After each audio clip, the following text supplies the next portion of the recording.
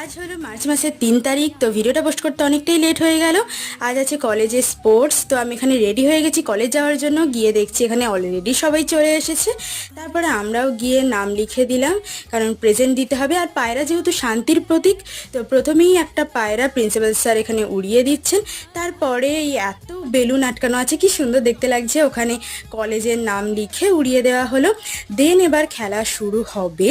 প্রথমেই ছিল দৌড় প্রতিযোগিতা। তো অনেক খেলা হয়েছে, অনেক খেলা ছিল, বাট আমরা শেষ পর্যন্ত ছিলাম না।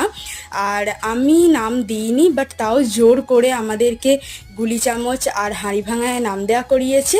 এখানে স্যারেদের দৌড় প্রতিযোগিতা হচ্ছে, এটা দেখতে আমার সব থেকে বেশি ভালো লেগেছিল।